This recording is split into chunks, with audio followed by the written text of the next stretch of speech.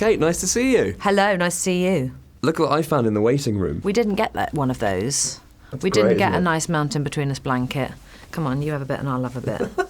Okay, excellent. Don't fart because then you might waft it my way. I don't want that. No wafting. Do you know what that's called? Don't be wafting. Do you know what it's called? Wafting? No, it's called a Dutch oven. It's actually. Yeah. Okay, no Dutch ovening. Okay. No Dutch ovening from you, mister. Okay. Can you look at me? You really hurt your leg. Your phone's smashed. My phone has no signal and we're pretty high up on the mountain. If we stay here, we're safe. If we leave, search and rescue, they're less likely to find us. Look, I don't want to die up here because you're too scared to take a risk. When you pitched this film, I Yes. imagine you went, well, it sounds amazing. Yes. Because it's a really great film. Thank you. And but was there an eye roll from you when you found out that the director said authenticity was hugely important for us?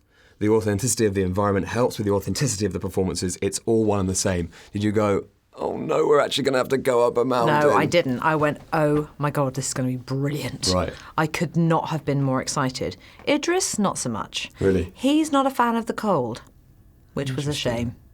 I loved it. Okay. So I'm very much like, come on, let's go. Helicopter. Look, blades are going. Yeah. We're going up the mountain. I couldn't wait. And I would treat just the trip up there, I would treat like sort of a wildlife tour. And I'd go, oh, mountain goats. There's a moose. Look, everyone, over to the right.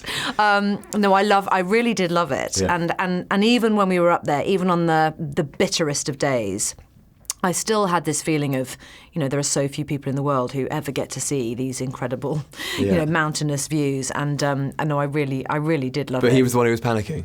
He just doesn't like the cold. A little bit of a whinge when it comes to the cold. He would admit that himself, so I don't feel like I'm being unkind there. Now, the idea of the film was that you two are thrown together on this mountain, and then all sorts of things change in both of your lives and your life and everything. And it's a weird one because I suppose the lesson from it is don't get on a dodgy plane, but also Yes. but your character's whole life essentially changes based on this whole thing. Based so on experience, her future could have been so different. I Yeah. find that quite an interesting exploration. It's kind of an extreme version of a bolt out of the blue, isn't it? Yeah, it is, and it is definitely an extreme version of that because of the circumstances, and they crash land into the side of a mountain. But when I read the script, I really appreciated that part of the story because both of these characters do totally transform because of A, meeting each other, but B, what they go through. They can't go back to the way their life once was, and it sounds really cheesy, but that actually did happen to me. I met my husband Ned, and then the house burnt down.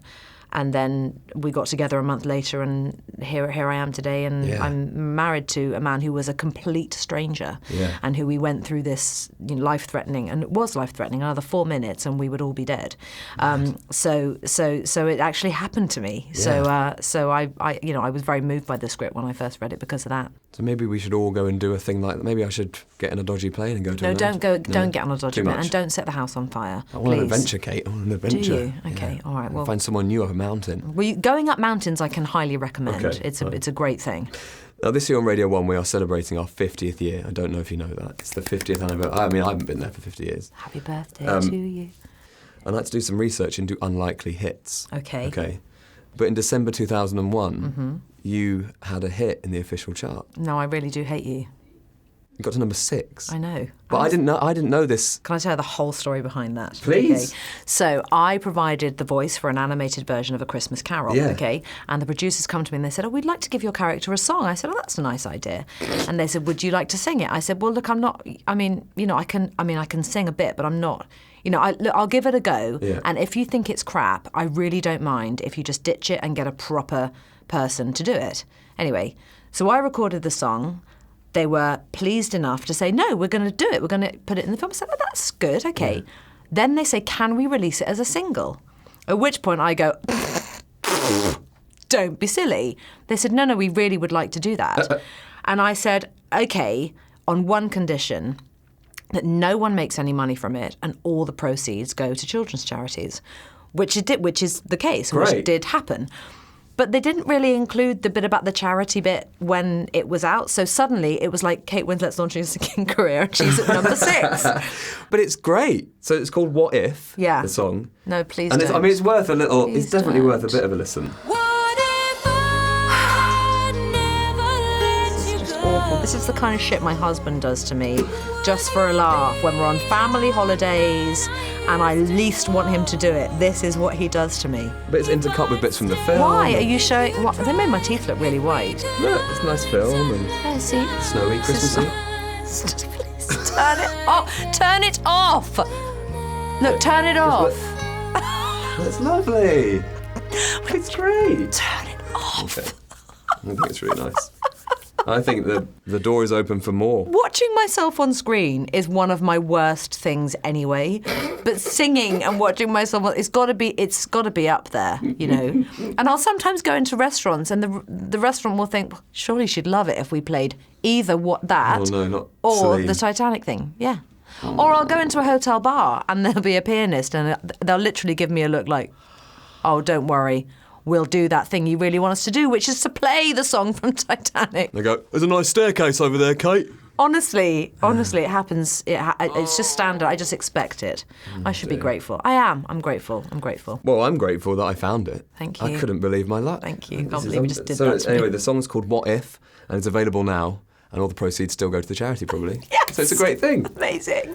Anyway, I asked the listeners what would be the best thing to do with you. Okay. And we reckon that a celebrity version of Wronguns would be great. Okie doke. So Wronguns is a game where you just have to get the wrong answer. Okay. It's very simple. So far, the leaders are Lorde, the brilliant pop star Lorde, and Sue Perkins. Okay. So they're brilliant at this game. They got 20 incorrect answers in 60 seconds. Okay. Okay.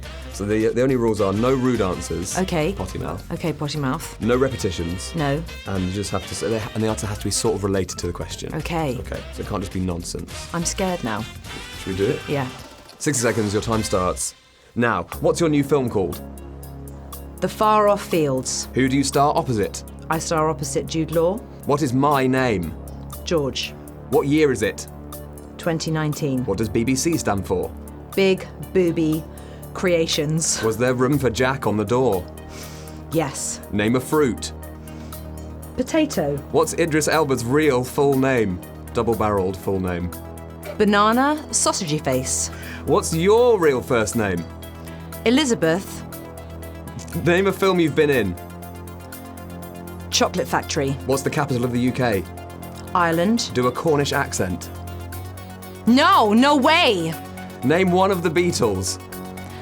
Michael. Name an Olympic sport. Stabbing. Who directed A Mountain Between Us? James Cameron. Who wrote Harry Potter? You. And the M1, the M25 and the M6 are all what? They are species of fish. And that is your time up. That was very, very strong. Was it? Very strong. 1, 2, 3, 4, 5, 6, 17. Out of... Well, you got 17. 17's pretty good in 60 seconds. Woohoo! So it's by no means a disgrace, but you're nowhere near Lord, unfortunately. Okay. How many did So you got Lord 20. get? 20. That's pretty good. It's not fair. My next question was, who's the Prime Minister? Well... What would you have said? I don't know. I would have said Idris Elba. We can dream.